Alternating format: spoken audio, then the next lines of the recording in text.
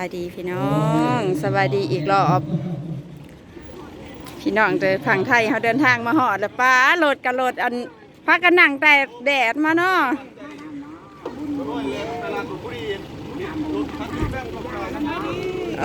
สบายดีสบายดีสบายดี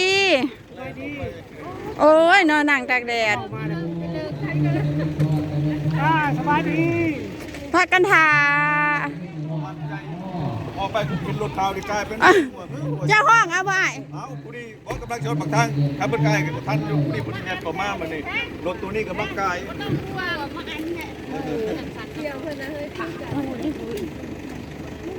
เฮ้ยกระตามเนี่ย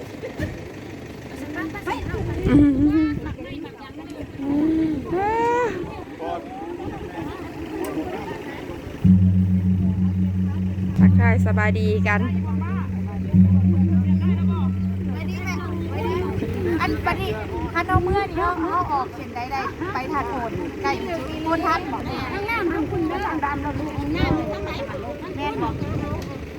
ฮันเอาทำทางกับร้องเกิดเป็นบุญที่สุดงานมหาศาลเด้อมันอาจจะผ่านต่อสัทธามา14 คนว่าซะจังหวัดมุกดาหาร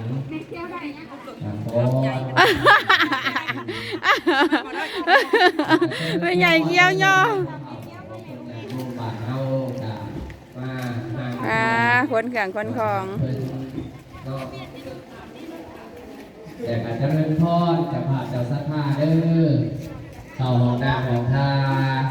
ตามมัธยสัยเด้อห้องน้ำทั้งหลังเด้อเจริญพรเอาหน้าของทาพ้นทุกข์พ้นยาก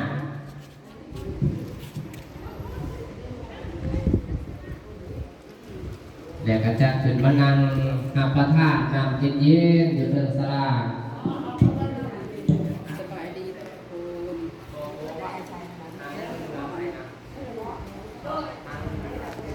ติ๊กกระติ๊กน้องไปข้างหน้า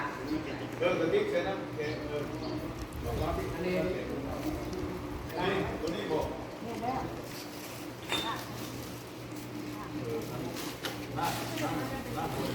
เจริญพรเด้อเจริญพรบอกต้นยางโยมเจริญพรยินดีตอนหับเด้อยินดีตอนหับสู่ประเทศลาวเป็นบุญเป็นกุศลอันมหาศาลแข่งแดดแข่งง่ายมาเนาะ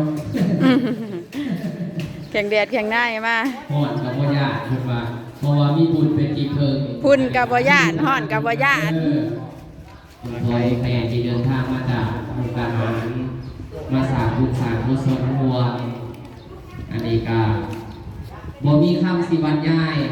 จะมาผ่ากับเสียนปากพื้นดีใจเลยกา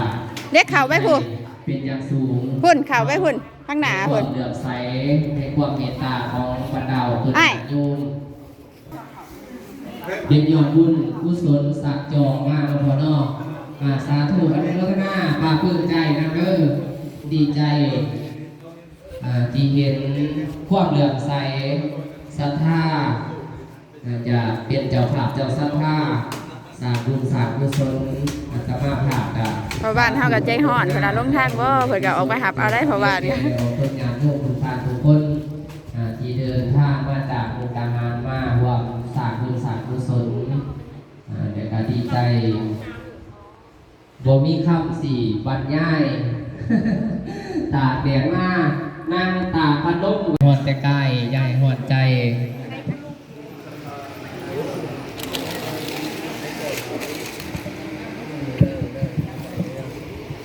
โดยสาธุนั่งเป็นแถวเป็นผัก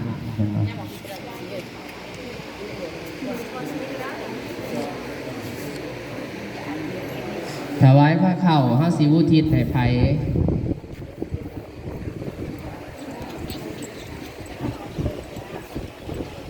มีแต่ว่าบอกพระเฒ่าศิลวัตรเพิ่นอุทิศให้บิดามารดาเนาะสรรพสัตว์ทั้งหลายไปแนวนั้นและกองอัฏฐาเฮาจังระบุบุคคลเนาะ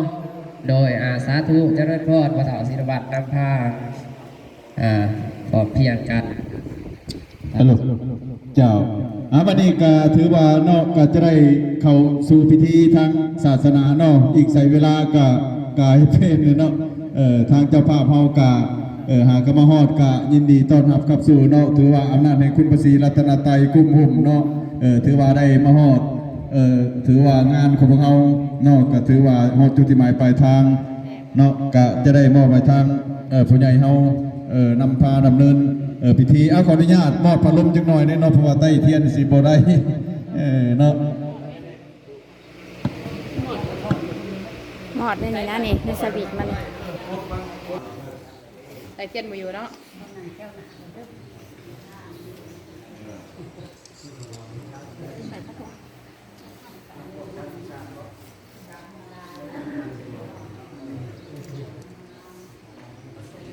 โอ้ยเวียนหงมาแล้วขนาด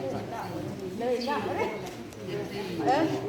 มาเก้าก้นกันเลย ครับผู้หนึ่งมาจับขันหาซอยเพิ่นผู้ใดผู้หนึ่งก็ได้มาจับขันหาน้ำเพิ่นให้เพิ่นจับไม่เขาก็จับขันหา นี่แหละสองคนเนาะ เจริญพรพอเพียงกันเด้อบรรดาเจ้าภาพเจ้าศรัทธาออกตนญาติโยมสาธุสาธุ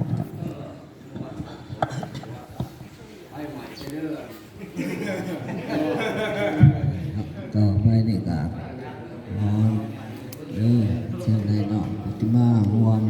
ในงานหนึ่งบุญท่านนักบุญก็ไว้หน้าไว้ตาเข้ามาเด้อไหวพระหักชิ้นนำกันเด้อ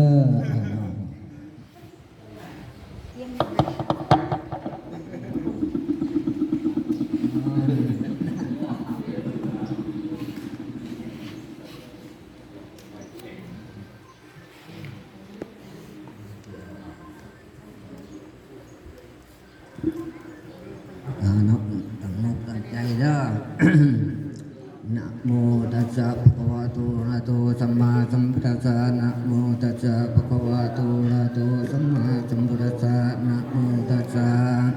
ภะคะวะโตอะระหะโตสัมมาสัมพุทธัสสะสาธุสาธุ สาธุอะนุโมทามิสาธุคอยเป็นบุญเป็นกุศลเอาใส่ในนี่เลยโดยใส่ในนี่เลยบ่เป็นอย่างน้อยเขียนสื่ออยู่บ่เจ้าภาพเจ้าศรัทธาโดยใส่ในผ้าเข่าเลยโดยใส่ในผ้าเข่าเลยบ่เป็นอย่าง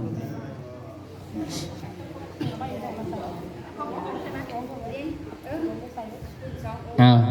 เจริญพรโนเดอร์เมเดอร์กันอยากเขียนอยากเจริญพร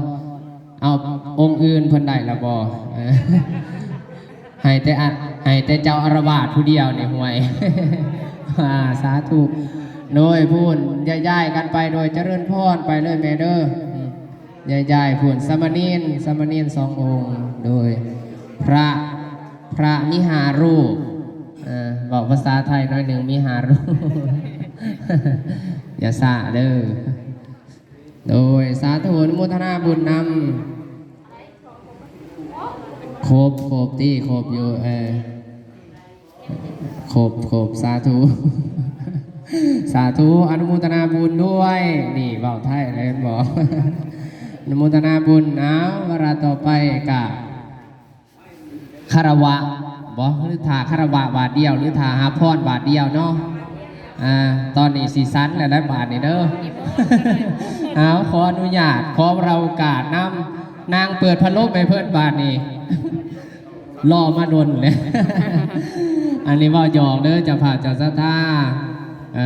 ใหญ่ถือสาหาครัวมัตตมาเป็นคนมักตลกในน้อยนึงได้แล้วอันนี้ของมานี่นะอยู่นั่นนี่แหละมักตลกน้อยนึงแต่ว่าตลกจริงใจอยู่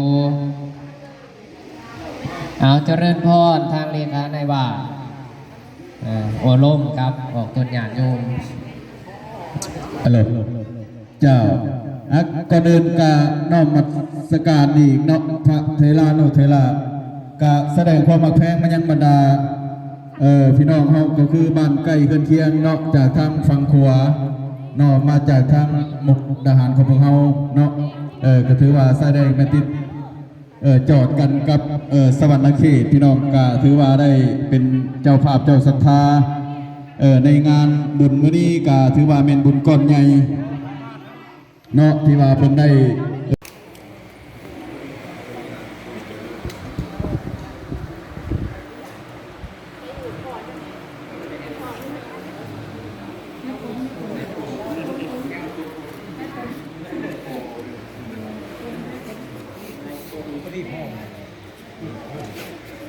กองบุญ7กอง โดยบัดนี้ก็ให้ทางสารวัตรไปจดเป็นภาษาลาวมาไปจดเป็นภาษาลาวมาเพื่อสิอ่านเพราะว่าสารวัตรเพื่อสิอ่านบ่เป็นถ้าอาตมานี่อ่านเป็นนี่คือจตุปัจจัยนี่เพิ่นอุทิศให้นายศรีพอกวกนี่นางฟ้องพอกวกสิอ่านเป็นอยู่คือว่า โดยเวลาเพิ่นกล่าวคำถวายเฮาจะได้กล่าวคำอุทิศ จบภารกิจบัดนี้เตรียม ของร้องเนาะ พากันคนเครื่องคนของ สวัสดีพี่น้องทุกคนกินขนมหือกินข้าวบ่อิ่มหิวพี่น้องเลย กับเพื่อนกับซาน สบายดีอยากมาเมื่อจะกลับเมื่อจะกลับท่านเนี่ย อิ่มก็กินได้นะขนมนี่อิ่มข้าวยังกินได้อยู่ขนมนี่ ซิมมันก็เนาะเป็นอะไรหน่อยครับไม่ให้ทุงนะแซ่บอุ่นไม่อุ่นเมื่อดีถ้าซิมน้ำหมูเอาซิมลายซิมลายซิมจ้าซิมโบว์ก่อนซิมโบว์ก่อนก็มาให้คอยกิน แล้วแหละพากันแล้วแหละพระเตรียมมื้อบ่บัดนี้นะ จะทำกินเพื่อนบ่แม่นบ่นะหมูกินทำเจียวคนเลยกินเจียวก่อนเลยโอ้ยมาไปเห็นใช่ปะ ม่วนอยู่บ่มาทำบุญมื้อนี้ มวนไม่เมื่อย มันก็ทั้งม่วนทั้งเมื่อยแล้วเนาะเฮ็ดหยังคือกัน พี่น้องเอ้ยแต่ก็มีความสุข อืม อิ่มมงอิ่มใจถึงสิบ่อิ่มเขาก็อิ่มใจอิ่มใจเขาก็อิ่มพี่น้องบ่อิ่มก็บ่อิ่มปานนั้นแล้วกินข้าวเดียวแล้วยาเนาะนั่งกินข้าวพร้อมกับข้าววิธีแล้วก็ยาแต่ว่า คงกินยังเหลือมากินอยู่เฮือนบัดนี้ จงมาอยู่ออมไว้หน่อยหนึง ออมไว้ บ่แม่นว่าเสีย แซ่บได้ออมไว้นะ อักเมียนเคยหนึงใส่หลายพวกเลยตัวหนึง ป้าค้าเมื่อว่าสิบกบ่มีทางแห้งก็หลายกว่าเก่าเข่งอันนี้มาแต่ใส่นี่พูนเมื่อแล้วบ๊ายบายโชคดีเดินทางปลอดภัยบ๊ายบายอยู่ดีมีแห้งอีไลสบายดีป้าลูกบอสป้าสิเมื่อแล้วสบายดีผู้พูนป้าเอิงพูนเอ้ยบ๊ายบายมาเด็กกบมึงโทรศัพท์บ๊ายบายสวัสดีครับ บ่ค่ะหนูฝากปลาเมาแล้วฝากคนข้างหน้าให้ข้างหน้าเอาไว้ให้พ่อบ้านฝากไว้พ่อบ้านมาจังหวัดนะคะเด้อ โอ้ยเพิ่นว่ามาเถอะนะสิมานอนเพิ่นว่าสวัสดีบ๊ายบาย สวัสดีทุกอย่างลูกสวัสดีค่ะ เดินทางปลอดภัยเด้อ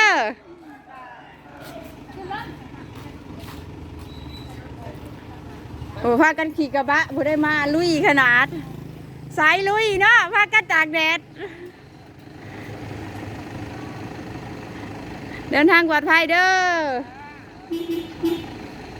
ไปโก้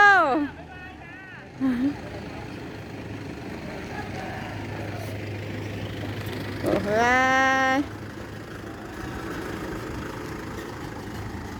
มา14 คน